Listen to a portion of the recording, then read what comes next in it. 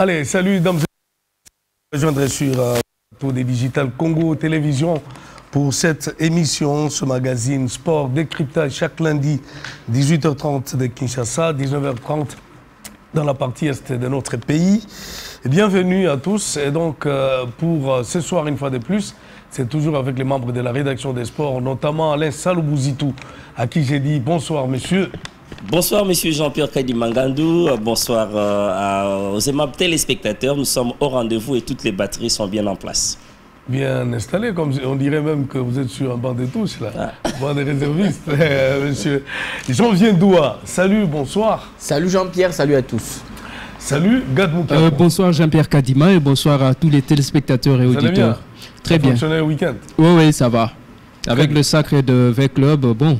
Ah, ça te met dans une position de joie. Oui, je me dis que c'est quand même un grand qui a été sauvé, qui était en train de noyer, mais qui a été sauvé de justesse. L'équipe de ton Ça m'a plu quand même. Voilà. Sauvé de justesse, oui. il a mérité mais toutefois de justesse au regard de la saison, du déroulement de la saison. Tout à fait. On va en parler dans cette émission. Et c'est un plaisir de recevoir sur ce plateau Anani Lunanga, honorable Anani Lunanga. Il est, pour rester dans sa casquette politique, rapporteur de l'Assemblée provinciale du Sud Kivu, président d'FC Texas pour ce qui concerne sa biographie sportive, s'il faut le dire comme ça, et puis vice-président de l'Olympique Club Mungano, l'une des formations phares de football dans le Sud Kivu. Salut et bonsoir, bienvenue, merci de nous partager ce temps. Bonsoir cher Kadima, bonsoir à tous ceux qui nous suivent à partir de Bukavu, en République démocratique du Congo. Bien, voilà. Ma circonscription électorale. Tout à fait. Élu de Bukavu, c'est toujours pas facile de se battre et de réussir à Bukavu. Nous allons avec lui donc parler de la santé du sport dans l'ensemble dans le Sud Kivu et puis commenter quelques questions d'actualité avec lui sur ce plateau. Allez, on va parler essentiellement de la Coupe du Congo de football 58e de la série, vous le savez. Qui a vu V-Club être sacré champion et qui sauve justement sa saison, comme le disait tout à l'heure Gad Moukako, quand on regarde le parcours de cette équipe dans le championnat d'élite. Et puis, quand on peut se rappeler que c'est l'une des grandes formations de notre pays qui va accompagner le groupe en Coupe de la Confédération l'année prochaine. Et puis, 50 ans après, la cérémonie des remises des trophées et médailles a été présidée par le chef de l'État pour donner véritablement un caractère national à cette compétition. Vous le savez, c'est la compétition nationale et qui fait déplacer le chef d'État pour le stade. Et nous allons dire un mot sur une autre Coupe du Congo des dames, justement, à quand le démarrage de cette compétition. Il y a beaucoup de problèmes autour des déplacements des équipes parce que doit se dérouler à Lubumbashi et à Kolwezi.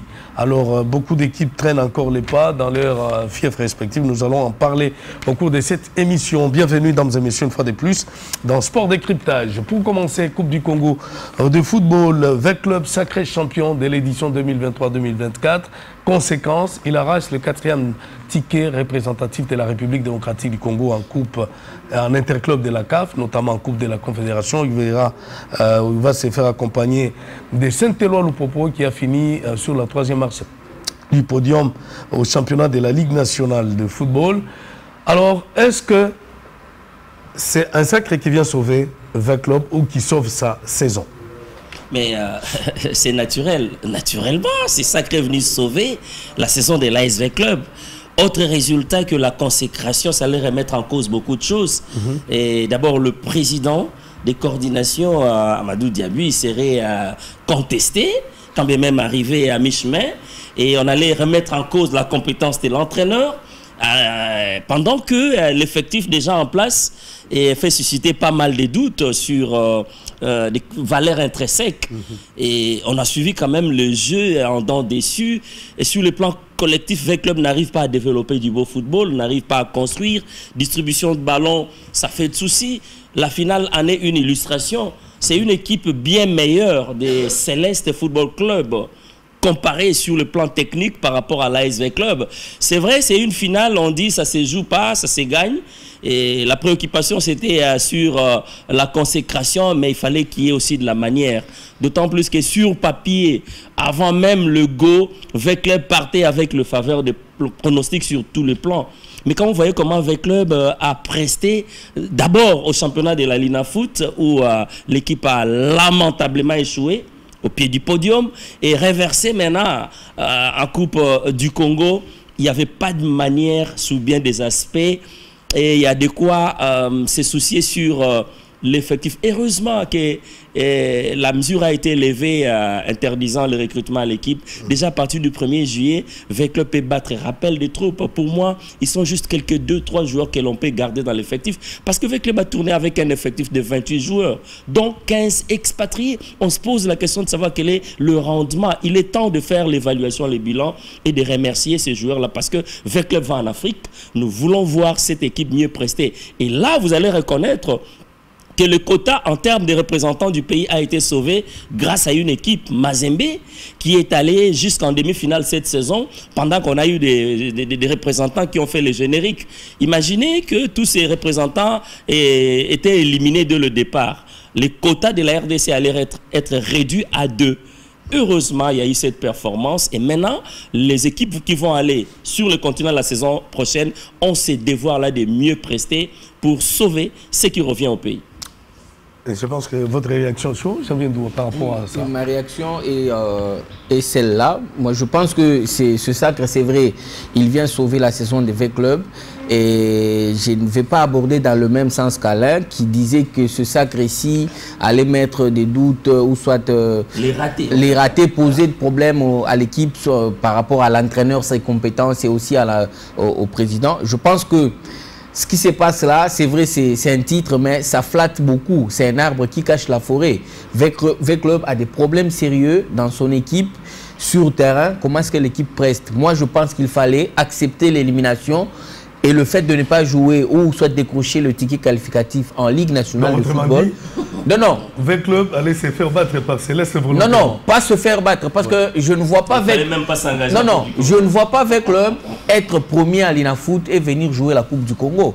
Parce qu'il y avait d'abord l'envie de jouer, qu'on a raté, l'envie de jouer l'Afrique qu'on a raté à l'INAFoot, et on peut se rattraper en Coupe du Congo. Si V-Club n'a pas obtenu ce ticket-là en l'INAFoot, ou si V-Club ne l'a pas décroché, c'est parce que l'effectif était moyen. V-Club avait des joueurs moyens, et qu'est-ce qu'il fallait faire? On savait qu'il y avait beaucoup de désordre, il fallait accepter cet échec pour mieux se préparer la saison prochaine. Mieux se préparer la saison prochaine, ce n'est pas on a levé la suspension, il faut acheter des joueurs par-ci par-là. Je pense qu'il faut installer ou soit élaborer un projet à long terme. Est-ce que ce qu'on est en train de voir, c'est un projet à court terme, mais qui ne va pas évoluer comme il se doit? Parce qu'on a besoin de satisfaire le public. On a besoin de satisfaire le public à court terme et pourtant le projet doit être à long terme. Parce que avec ce qu'on vient de voir, V-Club remporte et il achète des joueurs et il doit en libérer encore. Libérer et acheter, c'est deux choses, deux verbes différents qu'il faudra d'abord avoir du temps pour qu'il y ait de la mayonnaise au sein de l'équipe, qu'il y ait de la cohésion et former une équipe au vrai sens du mot. Est-ce qu'avec le temps que la Coupe des Confédérations va commencer, est-ce que ça permettra avec le club d'avoir une équipe qui peut aller jusqu'en finale ou ça va être éliminé au début en début de saison et on risque de revivre encore la même chose. Je pense que c'est vrai, le sacre est là, mais il fallait accepter cet échec en l'INAFoot pour mieux se préparer pour la saison prochaine. Avant peut-être que vous ne réagissiez, je m'en vais poser la question à l'honorable Anani. En tant que dirigeant, dans la peau de casquette, dans la peau plutôt la casquette des dirigeants, vous sentiriez quoi par rapport à ce que Janvier propose par exemple? Vous avez les sacres, c'est vrai, mais diriger, c'est prévoir également un projet à long terme et aller pour faire un aller-retour. Vous ne pensez pas que c'est trop demandé par exemple à Amadou Diaby si vous étiez à sa place? Oui, félicitations d'abord au Banavea. V-Club, c'est une grande équipe et V-Club ne doit pas rester pour se dire que non, cette saison, on doit se préparer. Je pense, avec l'arrivée du nouveau président, on a vu déjà les premières réalisations en amenant un nouveau coach. Ça veut dire qu'ils ont déjà un plan. Et V-Club avait vraiment l'objectif de jouer la Coupe de la Ligue, la Coupe de la Confédération, même si la l'INAFoot c'était un peu dur, parce que les équipes étaient vraiment engagées. Nous avons tout suivi et il fallait chercher une place. Et vous voyez, des équipes comme V-Club, on n'investit pas pour jouer seulement la l'INAFoot. Ils achètent des entraîneurs, des renom, j'espère. Ils ont des joueurs. Je pense qu'ils doivent ils doivent aussi rajeunir leur équipe parce que ça ne va pas avec tout ce qu'on a suivi. J'ai vu un attaquant qui était très bon. Je pense qu'il y a aussi un défenseur, tout ça. Les restes là, ils doivent. Vous n'avez pas voulu prononcer le mot. Oui, je pense qu'ils doivent essayer. L'attaquant c'est Elim Panzou et le défenseur, on parle de Mwimba Issala. Ce sont les deux là qui se distinguent. En tout cas, en tant que dirigeant sportif pour le moment, il faut mettre toutes les batteries en marche.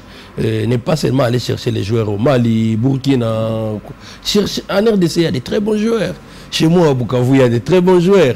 À Fizi, à Kamituga, au Nord Kivu, à Rutshuru, au Kassa, il y a des très bons joueurs. Amener des gens, amener des jeunes talents pour faire leurs tests. Et puis, vous allez former une équipe compacte, composée à 90% des très bons joueurs congolais qui peuvent valablement représenter notre pays en Coupe de la Confédération et aussi en tant que dirigeant sportif, on doit limiter les charges parce qu'avec les joueurs qui viennent de l'étranger, ils sont payés un peu plus que tous nos joueurs ici qui évoluent en RDC. Donc, ah oui, Gad. Tout à fait, il y a beaucoup à dire par rapport à l'ASV Club. Ça a été une saison assez difficile, effectivement. Cette consécration de V Club en Coupe du Congo vient sauver sa saison au regard de ce qui a été fait au niveau de la Linafoot. Point de besoin de rappeler que V Club a fini derrière les Aigles du Congo, une formation qui a disputé pour sa première fois cette première division du championnat de la Ligue nationale de football. Alors, en venant dans la Coupe du Congo, on pensait que V Club allait peut-être avoir la tâche facile, mais on s'est rendu compte que ce n'était pas facile non plus. La majorité de rencontres qui ont été disputées par les Moscovites, vous verrez que le score était très serré. C'est ce qui démontre même que le club a beaucoup de difficultés. La seule victoire qui a été large de Dauphin Noir, c'était contre une formation de Nouvelle Vue, totalement méconnue, et qui d'ailleurs n'a pas disputé les premières rencontres et donc est rentré dans la compétition. Comme ça, il y a eu des forfaits et tout ça. Et vous allez vous rendre compte que voilà, ça a été la seule équipe que le club est parvenu à battre très facilement. Et même dans cette finale, je crois que mes prédécesseurs l'ont dit, c'est Céleste FC qui semblait être dans de meilleures dispositions, qui semblait dominer l'ASV Club, surtout pendant la première période de cette rencontre. Et malheureusement, pour cette formation de Mbandaka, je regrette, ça aurait pu créer la sensation. Le gardien de l'ASV Club a un tout petit peu sauvé son équipe. Et c'est vraiment de justesse, comme je le disais, que V Club a remporté cette rencontre-là. Ni était peut-être cette erreur du gardien. C'est vrai, on dit qu'on marque toujours à cause des erreurs. C'est cette bourde-là, un petit détail, qui a fait que V Club puisse remporter ces matchs de justesse. C'est ce qui alimente d'ailleurs les polémiques de ceux qui pensent que ça serait peut-être un match de complaisance, mais je me dis que non. C'est quand même quelque part la marque aussi des grandes équipes, de se réveiller dans le dernier carré d'une compétition. V Club a fait preuve de cette expérience-là en remportant quand même cette finale, même si elle n'était pas V Club en tant qu'équipe au point pour remporter cette Coupe du Congo. Je me dis que c'est quand même une bonne chose, contrairement à ce que disait Janvier. Même si ça doit être un projet à long terme, c'est bien quand même de disputer cette compétition-là, mais de voir maintenant entre ces moments ici et la tenue des interclubs de la CAF, essayer de réaménager un peu les choses. Moi, ce qui m'inquiète un peu, c'est lorsqu'on me parle d'un recrutement qui serait déjà lancé, je me dis, est-ce que ce n'est pas fait dans la précipitation? Parce que l'entraîneur actuel du club, Wadou Abdeslam, le Marocain, a clairement dit que le recrutement précédent qui était fait, il n'était pas totalement associé et qu'il n'a pas donné son avis par rapport aux joueurs. L'honorable le disait ici, nous avons des talents ici au pays, on peut aussi avoir des talents à l'étranger, mais c'est question de faire un bon recrutement, de chercher des pièces maîtresses qu'il faut, trouver des bons joueurs qui ont suffisamment de talent pour aider cette formation de l'ASV Club-là de bien disputer ces grandes compétitions. En tout cas, V Club, c'est une équipe qui a des grandes compétitions. Ici au pays, c'est la Linafoot. On espère voir V Club remporter la Linafoot. On espère voir V Club aller disputer la Ligue des Champions et aller dans les derniers carrés comme les tout-puissants Mazembe le fait. En tout cas, on n'a pas besoin de voir V Club terminer 5e au niveau du championnat national ou encore se contenter d'une Coupe du Congo que Mazembe n'a pas disputé, que le DSMP aussi a été éliminé, bien sûr. Mais on s'est dit que si on avait dans les derniers carrés toutes ces équipes-là, peut-être qu'aujourd'hui, on n'aurait pas Mazembe champion. C'était pas moindre quand même. Si c'est avec club, il y a des problèmes. Mais Céleste, c'est quand même un exploit que ça soit arrivé en finale. Ah oui, là, chapeau bas à René Makondele, ancien international congolais, qui a porté le maillot des Léopards et aujourd'hui reconverti en entraîneur. Ça a commencé un peu de façon timide, mais aujourd'hui, la mayonnaise est en train de prendre. Regardez comment Céleste FC a joué cette finale de la Coupe du Congo contre Avec Club. Il y avait de la manière. Bonne distribution de balles et aussi repositionnement, la fixation, quand bien même ils n'ont pas marqué. Mais vous sentez que c'est une équipe en pleine construction qui a de l'avenir, avec pas mal de jeunes et ça promet. Je parie fort que René Makondele a déjà pris la température en tant qu'entraîneur. Maintenant, il est prêt maintenant à nous donner les meilleurs de lui-même. Je parie fort que la saison prochaine, on peut compter sur cette formation. Vous avez dit chapeau bas à René Makondele, mais vous oubliez que le travail est fait par Kigoma. C'est lui qui est là, c'est Kigoma qui est là, mais Makondele est mis en vedette. C'est Kigoma qui fait tout ce travail-là. Je vous rappelle que Makondele, quand il est venu, Kigoma semblait être mis de côté. Makondele n'avait rien apporté au sein de cette équipe, il n'avait rien changé, il n'avait rien fait. Par contre, l'équipe encaissait beaucoup et perdait des matchs jusqu'à ce que Céleste a raté même de jouer la phase des playoffs. C'est avec René Makondele. Et quand Kigoma est revenu, il fait le travail là en amont, et bien que Makondele est mis en vedette, mais je vous rappelle que le travail est abattu par Kigoma, parce que même le jour janvier, c'est vraiment discutable. Où est-ce qu'il termine? Même le jour que Céleste a éliminé Tanganyika, j'étais au stade, j'étais à côté de Kigoma. Toutes les consignes qu'il donnait aux joueurs, tout en étant dans la tribune, c'est ce qui a fait à ce que Céleste puisse remporter ce match. Donc, chapeau bas aux deux parce qu'ils travaillent en connivence. Chapeau bas aux deux parce qu'ils travaillent en connivence. Mais aussi parce qu'on ne peut pas parler de ceux qui du staff technique. Il y a un comité là, chapeauté par Christian Monkoua, mais aussi Francis Baboté. Ce sont ces deux-là qui se battent bec et ongle pour mettre ces gens-là dans de meilleures conditions afin qu'on ait... Jean-Pierre, je suis finalement content que Janvier soit revenu à la raison. Il reconnaît quand même la collaboration au niveau du staff technique. En soutenant l'idée selon laquelle René Makondele n'a rien apporté, franchement, c'est méconnaître cet international, ancien international congolais. Il a porté le maillot de Léopard, il a joué en Suède des surcroîts. On ne dit pas qu'il était dépositaire. Non, on n'a pas dit qu'il est dépositaire de la connaissance. Reconverti en entraîneur, il a besoin du temps. Et je suis heureux qu'il travaille à côté d'un expérimenté. Rapidement, à propos des Célestes, c'est qu'il faut peut-être quand même mettre en lumière le fait que Céleste FC arrivé en finale, ce n'est pas rien. Pour moi, c'est le couronnement d'un travail de fond qui a été abattu au cours de ces 2 ou 3 dernières années. Céleste, c'est quand même cette formation qui nous a épaté. Je me rappelle la dernière saison en Ligue des Champions. On l'a vu. Non, à l'INAFoot, bien sûr, bien sûr, quand même on est au niveau national. C'est cette formation-là qui a réalisé des résultats qui nous a quand même étonnés de voir Céleste quand même compétir avec des formations comme l'ASV Club et tout ça. Et c'est vrai que cette saison, comme le disait l'honorable, c'était encore plus engagé. Vous aviez des équipes comme Céleste, comme Dauphin Noir. La tâche n'était pas facile. Cette formation a disputé le play-down. Mais aujourd'hui que je vois Céleste arriver en finale, je me dis quelque part que c'est bien parce que ça vient payer tous ces efforts-là.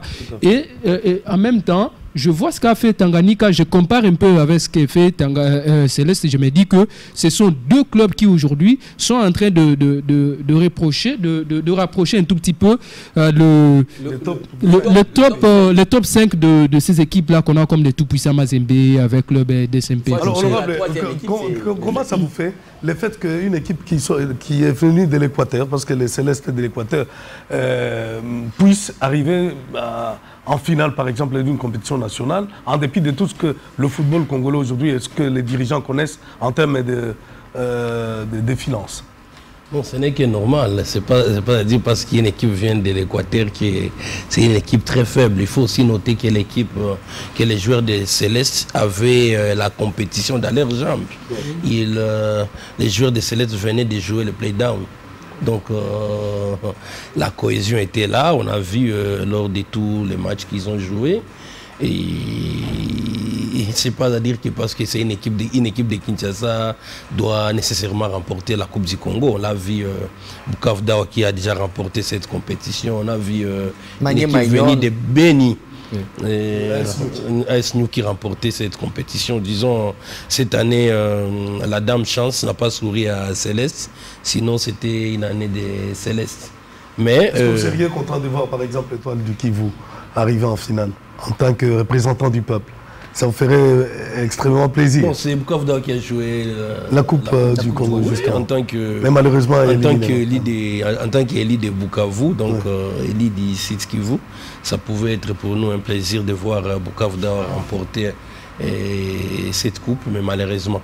Mais disons que chapeau bas aux joueurs des Célestes, malheureusement, je pense qu'il y aura des joueurs qui seront recrutés par des grandes formations du pays.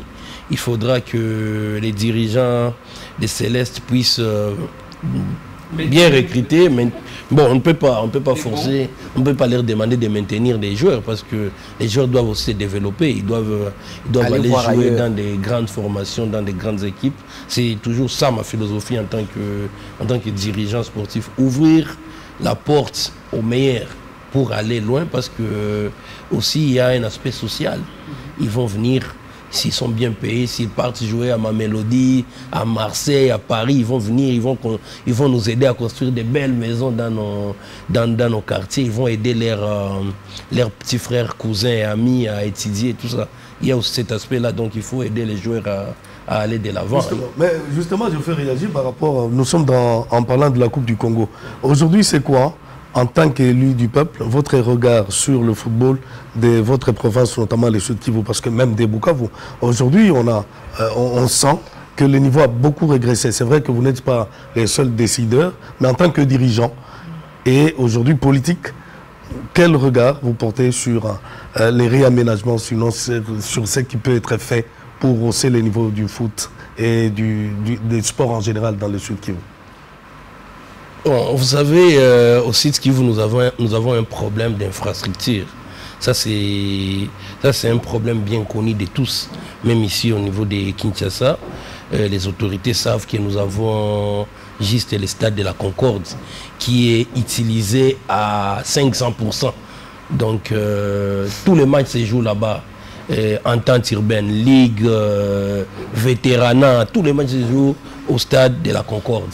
Si vous me permettez, même si nous parlons de la Coupe du Congo, je veux parler du stade de Niantende. Du stade de Niantende, parce que nous parlons des infrastructures que nous manquons.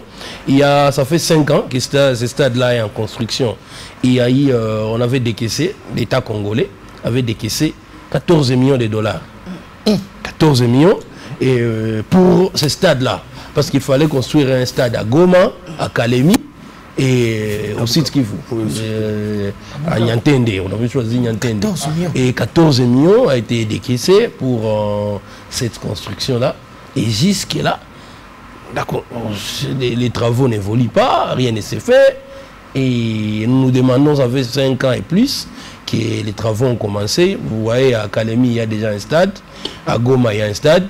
Mais le stade de Niantende, je pense que la fois prochaine, quand je vais venir, je viendrai avec des photos et les vidéos. Vous allez voir et vous allez juger. Nous demandons que les nouveaux gouvernements puissent vraiment suivre cette question. Au ministre du Sport, son Excellence Didier Boudimbu, de suivre la question du stade de Niantende. Parce qu'à Bukavu, il y a des talents. Mais pour le moment, je vous informe... Est-ce que la population doit compter sur vous en tant qu'élu du peuple pour un suivi sérieux dans ce dossier? Effectivement, nous y sommes déjà à fond parce que nous ne pouvons pas laisser 14 millions... Être engloutis dans les... chavirés dans les lacs Kivu. Donc, 14 millions de dollars qui a été décaissé. Nous devons suivre à fond cette question pour aider nos jeunes à mieux développer leurs talents.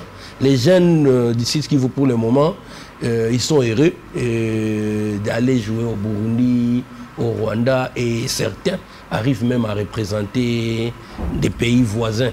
Parce que nous n'avons pas des infrastructures et quand nous manquons ces terrains-là, nous n'aurons pas aussi une bonne visibilité de nos joueurs. Il y a aussi un autre aspect, la FIFA, si vous me permettez toujours, la FIFA après des sacres du complexe scolaire Horizon, après ce sacre-là, la FIFA a promis de construire un terrain qui respecte les normes. Ça fait une année. À Bukavu toujours. Oui, parce que c'était une école de Kadutu, complexe scolaire Horizon, qui avait remporté ce sacre-là. Oui, les championnats panafricains. Oui, oui. Et jusque-là, la FIFA est prête avec l'argent, mais l'État congolais doit donner un terrain là où on doit construire l'espace. Mais jusque-là, il n'y a pas un accord. Nous avons vu le président de la Ligue, Magué, qui est parti visiter différents terrains, mais jusque-là, il n'y a pas un accord pour permettre à la FIFA de commencer à construire ces terrains. Qu'est-ce qu'il faut dans les concrets? Bon, je pense que l'État congolais, son Excellence encore Didier Boudimbu, doit suivre cette question.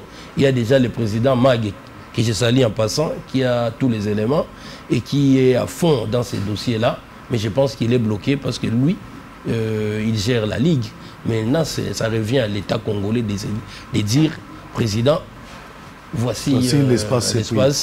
Et puis la FECOFA contacter la FIFA. Effectivement, et puis la construction va commencer. Donc, mais est-ce qu'il n'y a pas, si vous permettez, le gouvernement provincial, cette question, j'aimerais l'adresser à l'honorable, le gouvernement provincial du Sud Kivu joue quel rôle dans tout ça? Parce que je sens quand même que toutes ces choses se passent au niveau provincial. En ce qui concerne l'espace, par exemple, est-ce que le gouvernement provincial ne peut pas trouver la solution par rapport à ça? Normalement, c'est le gouvernement provincial qui doit trouver cette solution-là, parce que ce n'est pas quelqu'un qui est à Kinshasa qui connaît à tel endroit, il y a un terrain ou bien un espace pour construire. C'est le gouvernement provincial avec son ministre des Sports d'abord, au niveau de la province, qui doit donner rapport au gouverneur. Et le gouverneur doit demander à Kinshasa ou bien demander au président de la Ligue d'informer à la FECOFA qu'il y a déjà un espace disponible pour ce terrain-là. Donc, nous manquons des infrastructures, pas par manque de moyens, mais par manque de volonté. Nous sommes là, nous allons essayer de plaider pour ces talents de Bukavu, nos jeunes, d'ici Kivu, pour qu'il y ait vraiment du concret dans tout ce que nous faisons. Nous voulons voir du concret. Terrain de Niantène de 5 ans, 14 millions disparus.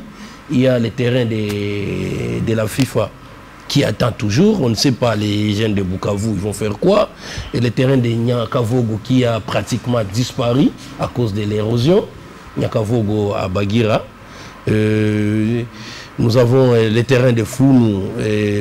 Merci beaucoup à son Excellence Bahati Lukwebo qui avait essayé de moderniser ces terrains-là. Les terrains de Founou, c'est un terrain qui est aussi dans la commune de Kadutu, qui aide souvent les jeunes. Maintenant, c'est la période de vacances, il y aura des tournois dans ces terrains-là. Mais nous manquons vraiment des infrastructures. Je peux vous dire que Bukavu est capable, le site Kivu bien sûr, est capable de vous produire des meilleurs joueurs, des meilleurs talents.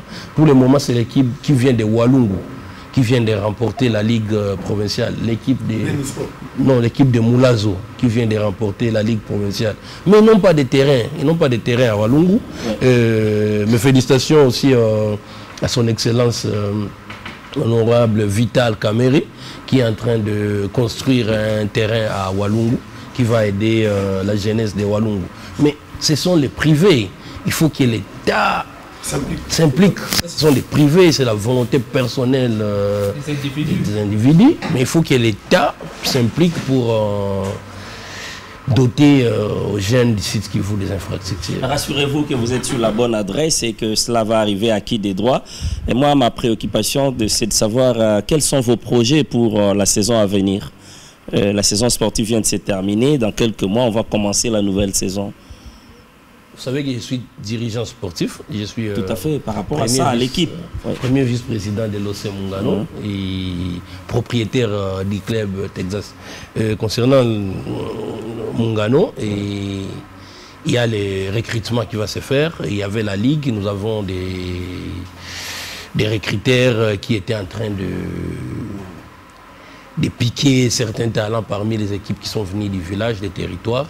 Et ensemble avec le président de l'équipe qui est le premier décideur, qui je salue, l'honorable mon aîné Patrick Saloum, qui est le président de l'OC Mungano, nous allons essayer de travailler dur pour amener Mungano au plus haut niveau.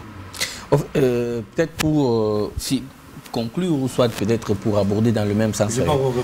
Non, l'honorable, parce qu'on était dans la Coupe du Congo, il y a un problème des infrastructures qui a été soulevé. Je me dis qu'il y a beaucoup d'infrastructures dans l'intérieur, comme on le dit. Il y a le stade Lumumba du côté de Kisangani qui souffre, il y a le stade Kazamba à Kikwit qui a les mêmes problèmes, il y a le stade Lumumba aussi à Matadi ici qui a des problèmes. Si on essaie d'aller ici à Kasangulu, il y a d'autres stades qui souffrent. Je pense que le gouvernement doit s'y mettre parce que le chef de l'État avait mis un vœu d'organiser la CAN en 2029. Donc, c'est le moment de s'y mettre et aussi voir comment est-ce qu'on peut réhabiliter ce qui existe et pourquoi pas construire ce qui n'existe pas. Parce qu'il y a 26 provinces actuellement. Si on essaie de mettre au moins dans chaque province un stade moderne qui répond aux normes internationales, je ne pense pas qu'on pourra revenir encore sur le plateau et parler des infrastructures à Chabunda, si c'est à Kadutu.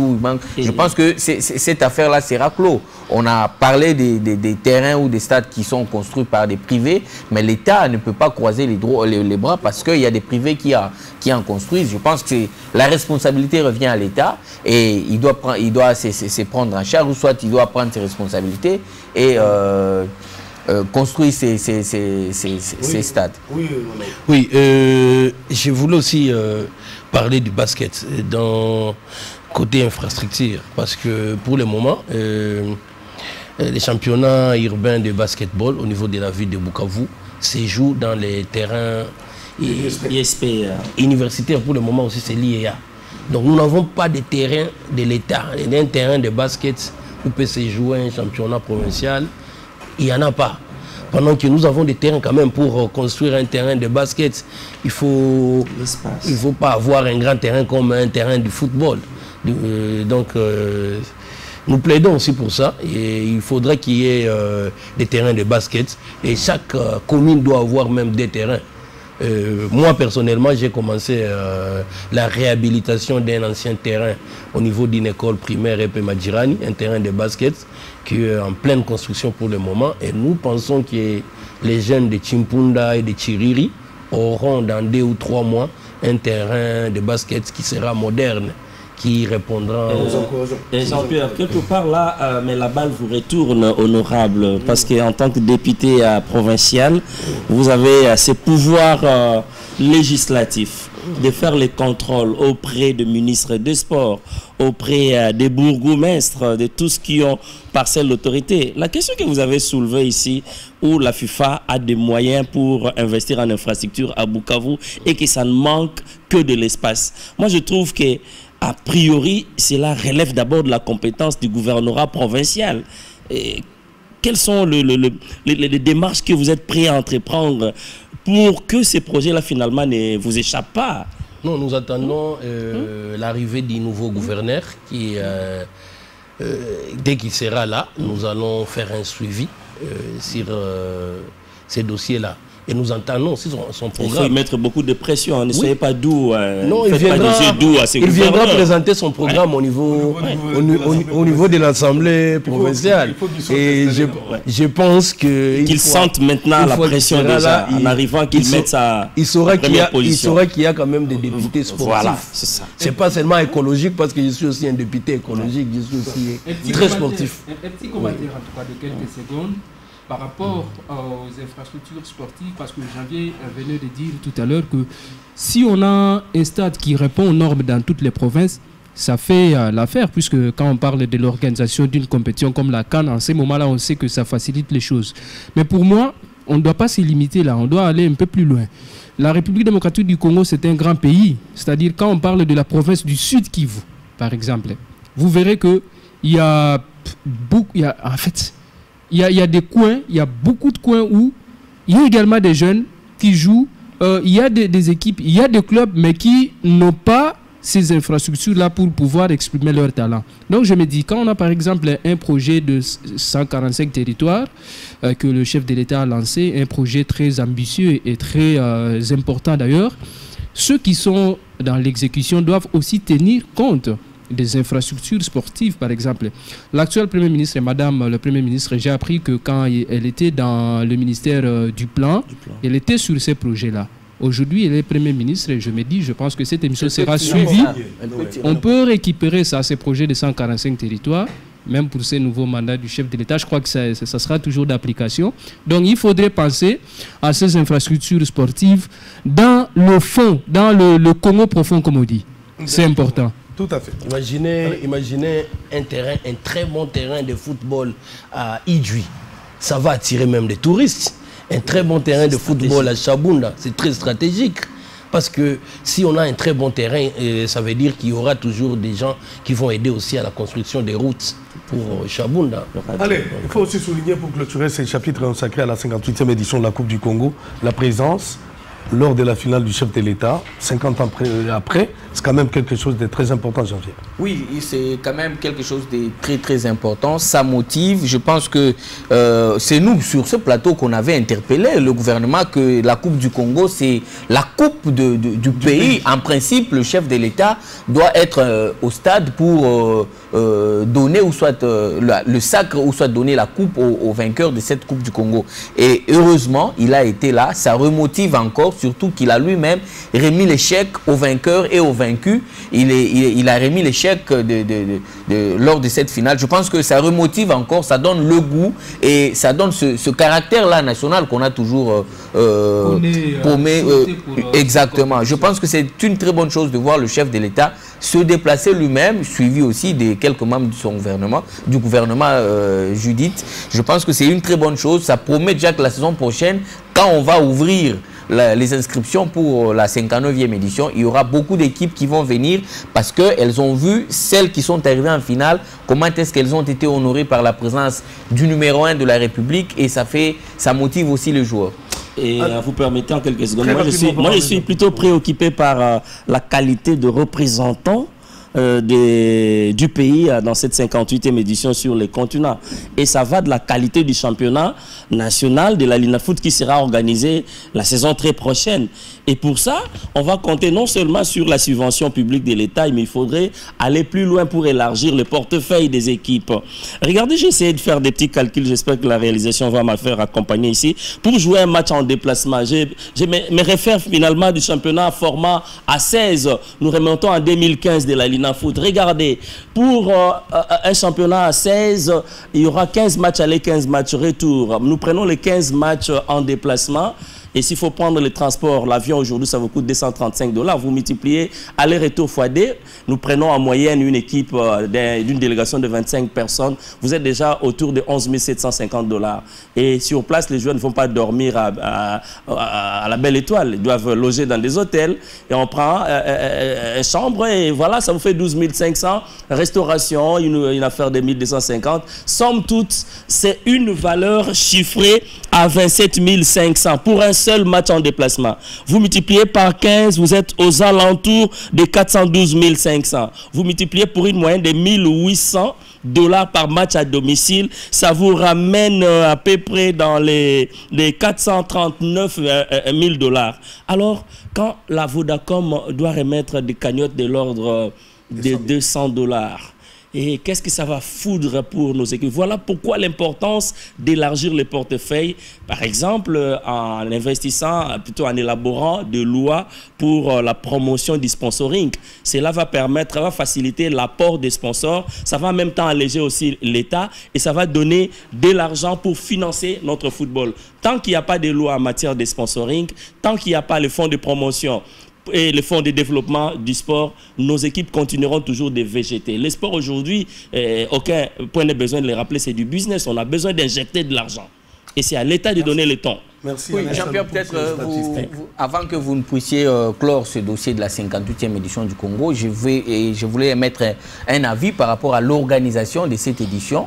En général, c'était une très bonne organisation. On a vu des équipes, beaucoup d'équipes qui ont pris l'inscription. On a vu des équipes dans le fond, du fin fond du pays prendre même de Béni, tout à fait. Donc c'était vraiment une très bonne idée, ou soit une très belle Coupe du Congo qu'on a vue cette saison. Mais il y a eu des couacs. Les couacs, c'est dans la désignation des officiels, mais aussi il y a quelques équipes qui ont été cajolées un tout petit peu. C'est le cas du Daring Club Motema Pembe, qui devrait se déplacer pour Tanganyika, mais cette équipe a dit qu'elle ne pourra pas aller là-bas faute des moyens. Au lieu qu'elle écope d'un forfait, on a exigé à FC Tanganyika de venir jouer son match à Kinshasa, et pourtant ça ne se fait pas. Si l'équipe n'a pas les moyens pour se déplacer, c'est forfait. Mazembe qui a demandé les reports de son match, Mazembe a été disqualifié. Donc, et aussi, on a vu aussi le match de V-Club reporté, toujours dans cette Coupe du Congo. Il y a eu beaucoup d'intolérance. Quelque part, il y a eu, surtout en faveur des équipes quinoises. Je pense que la Coupe du Congo n'appartient pas aux Quinois. C'est la Coupe nationale. Donc, une équipe peut quitter chez moi à Chikapa et venir remporter cette coupe ici à Kinshasa. Oui. Elle peut quitter peut-être parce qu'à ce chapitre, des équipes quand même qui ont été victimes, il y a aussi l'Étoile du Kivu. Il y a l'Étoile du Kivu. L'Étoile du Kivu n'était pas obligée de venir ici. En play-down, l'Étoile du Kivu en a souffert. On a vu, même Chikas aussi a parlé du changement des officiels à 4 reprises, un jour avant le match contre V-Club. Tanganyika a été dans le même lot, beaucoup de changements. Même à 3 minutes du coup d'envoi, on a changé des officiels. Ouais. Donc je pense. Et là, le Conon n'a pas fait son travail. Le Conon n'a pas bien fait. Prochainement, dans l'ensemble, c'était bien. Mais c'est quoi que là, il faudra voir comment les y remédier pour ne pas faire subir à des équipes ces genres de choses. Oui, je voulais mettre un commentaire par rapport au sponsoring. Je pense qu'il y a des pays, il y a des championnats qui évoluent bien et qui ont ici en Afrique, et qui ont des sponsors. Je pense à la Tanzanie pour le moment et à la Côte d'Ivoire. Et nous demandons particulièrement aux dirigeants de la Linafoot de s'inspirer de ces exemples-là. Qu'est-ce qu'ils font, quels sont les accords, comment ça se fait. Et puis peut-être à partir de leur exemple, nous aurons aussi des sponsors qui viendront, comme la Tanzanie pour le moment, la Côte d'Ivoire. L'Assemblée nationale doit nous aider, elle doit légiférer, élaborer, produire des lois en matière de sponsoring. Merci beaucoup. On va clôturer par la Coupe du Congo de football dames. Elle va démarrer, il ne faut pas perdre de vue. Elle va démarrer, mais il se pose un problème sérieux. Je rappelle les équipes qui devront y prendre part. Il y a par exemple FC Mazembe, FC Mukuba, il y a Michana. Dans la zone ouest, il y a FCF Amani, CS Bikira. Il y a aussi Mboremana justement. Il y a Escabacha et puis Tosepela de Magui. C'est des équipes un peu le caractère national de ces équipes. Mais il se pose un problème. Oui. Jusqu'ici, Bikira est en déplacement à Lubumbashi. Les autres clubs éprouvent d'énormes difficultés pour atteindre les lieux. C'est encore ces fameux problèmes de transport qui reviennent. Parce que là, on a une compétition qui doit commencer le 20. En fait, ça doit se dérouler du 20 au 30 juin 2024 à Lubumbashi et à Kolwezi. Vous l'aviez d'ailleurs dit au début là. Mais il se trouve que jusqu'à présent, les équipes de provinces, en fait, qui doivent venir d'autres provinces, n'ont pas pu rallier Lubumbashi. Et ça, c'est en partie à cause de la FECOFA, qui devait en principe supporter ce transport des clubs. Alors la FECOFA qui a dit qu'elle n'avait pas assez de moyens pour le faire, elle se limite au déplacement de 11 joueurs, puisque bon, c'est quand même les minimums qu'on peut comprendre pour qu'une équipe puisse rejoindre les lieux de la compétition. Mais il se trouve que l'équipe de Kinshasa, la seule qui s'est rendue à Lubumbashi, c'est Bikira qu'on est en train de voir, s'est donné quand même le luxe de faire déplacer le membre de son staff et même de quelques joueuses, je crois. Mais jusqu'à présent, cette formation n'a pas encore reçu cette subvention de la FECOFA. Ce qui signifie que, allez-y comprendre que pour les autres clubs, ça sera assez difficile. Parce que, je crois que on a mis à l'épreuve, la FECOFA. C'est-à-dire quoi? Si pour Bikira, la FECOFA ne l'a pas fait, et pour les autres équipes, est-ce qu'on va le faire? Justement, ce qu'il faudra signaler, c'est que les joueuses de Bikira qui se sont déplacées, ce ne sont pas les 11 que la FECOFA a demandé. Ce sont les autres là que l'équipe devait elle-même prendre en charge. Donc, il se pose actuellement un problème, c'est que les 11 qu'on a demandé, ce sont les 11 titulaires. Imaginez jusqu'à présent, l'équipe, les 11 titulaires traînent encore à Kinshasa et qu'on lance la Coupe du Congo, parce qu'on nous signale qu'il y a déjà des réunions techniques qui se tiennent là-bas pour le lancement. Et l'équipe se retrouve sur place avec des réserves. Est-ce que vous pensez vraiment qu'elle peut commencer une coupe avec des équipes comme Daring Club Remana, une équipe très modeste et puis coriace avec des joueuses réserves? Je pense que la FECOFA doit nous aider. Soit vous prenez en charge toute l'équipe, soit vous ne prenez pas. Soit vous prenez les 11, soit vous les laissez. On ne peut pas faire comme si on veut et on ne veut pas. S'il y a l'argent, donnez-le. S'il n'y en a pas, ne donnez pas, ne promettez pas pour ne rien faire. Pour ne rien faire, je pense que c'est le message parce que si les équipes de Kinshasa ont déjà des problèmes, que dire des équipes qui viendront des autres provinces, ça sera très compliqué. Et je pense qu'il est clair, le comité de normalisation, il est venu normaliser les choses. On a l'impression qu'on fait une chose et puis on ne sait pas, on se rétracte un tout petit peu. Mais c'est pas normal. S'il n'y a pas de moyens, ce n'est pas la faute à la FECOFA. Voilà pourquoi j'ai rejoint Janvier quand il dit s'il n'y a pas de moyens, c'est question de le dire clairement. Dans ces cas, on va trouver d'autres ressources. On continuera toujours à tourner autour du pot tant que la question de financement ne trouvera pas réponse. Tout à fait. Politique à la on va clôturer cette édition. Un mot, honorable Anani Lunanga, pour clôturer. Oui, nous voulons vraiment des infrastructures au site Kivu. Nous avons besoin des terrains de foot, des terrains de basket. Nous voulons que les gouvernements provinciaux puissent doter la FECOFA d'un espace où la FIFA doit construire un terrain pour permettre aux jeunes talents du site Kivu de développer leur football. Et aussi, nous demandons au gouvernement central, parce que c'est de ça qu'il s'agit, et de suivre la question du stade de Niantende. Pour les 14 millions de 14 millions. Vous insistez beaucoup sur les chiffres. Les 14 millions chavirés. 14 millions de dollars qui a été débloqué par le gouvernement pour la construction du stade qui devrait aider les jeunes du site Kivu. Et pour le moment, les 14 millions sont partis en fumée. Non, l'IGF là. Donc, il va documenter. Nous insistons sur ça parce que ces terrains-là devraient vraiment aider le football au niveau local.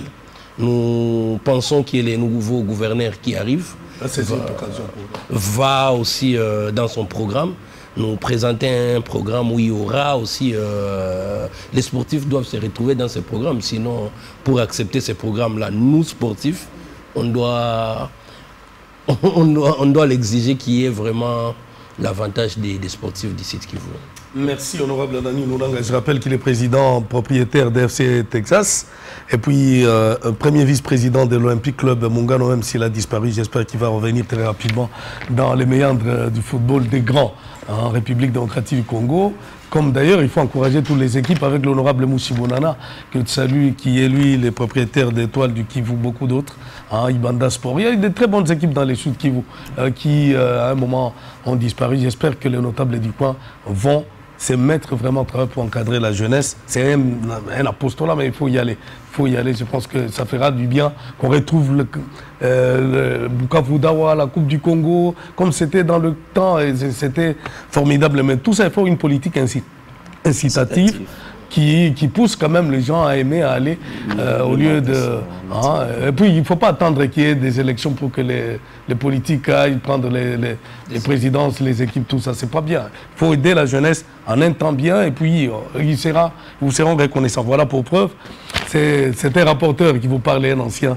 Et puis, il continue à être heureusement dirigeant. Allez, merci d'être là, merci d'avoir participé à cette émission, chers confrères. Et demain, déjà à 19h, juste de Kinshasa, vous avez rendez-vous avec une nouvelle session d'actualité des sports sur l'écran numérique. Au revoir et à très bientôt.